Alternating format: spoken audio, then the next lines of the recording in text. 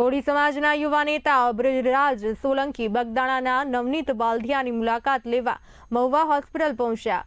બ્રિજરાજ સોલંકીએ નવનીતભાઈની ખબર અંતર પૂછી અને તેમના પર થયેલા હુમલાની માહિતી મેળવી હતી। તેમણે હુમલાને વખોડી કાઢતા જણાવ્યું કે કોળી સમાજ પર થતા અત્યાચાર સામે સમગ્ર ગુજરાતનો કોળી સમાજ એકજૂટ થયો છે। બ્રિજરાજ સોલંકીએ કહ્યું કે દરેક રાજકીય પક્ષના નેતાઓ નવનીતભાઈ સાથે ઉભા છે, તે બદલ તેમણે સૌનો આભાર માન્યો।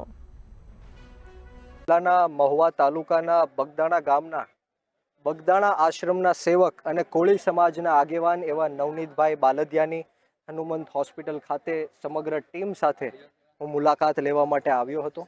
પરિવારને પણ મળ્યો, નવનીતભાઈને પણ મળ્યો।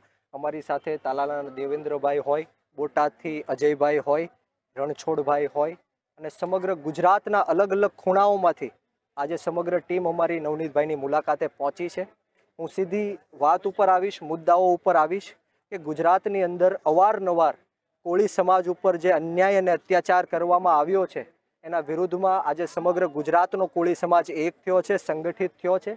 સોશિયલ મીડિયાના માધ્યમથી જે કોઈ લોકોએ નવનીતભાઈને સમર્થન આપ્યું છે, આ તકે હું એમનો ખૂબ ખૂબ આભાર વ્યક્ત કરું છું।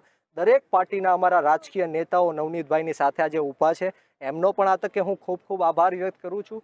પરંતુ વાત એટલી કરવાની કે સમગ્ર ગુજરાતની અંદર સૌથી વધારે જો કોઈની વસ્તી હોય તો એ કોળી સમાજની છે। સૌથી મોટામાં મોટી વોટ બેંક કોઈની હોય તો કોળી સમાજની છે। આ સત્તા છે, આ સરકાર છે, એ કોળી સમાજના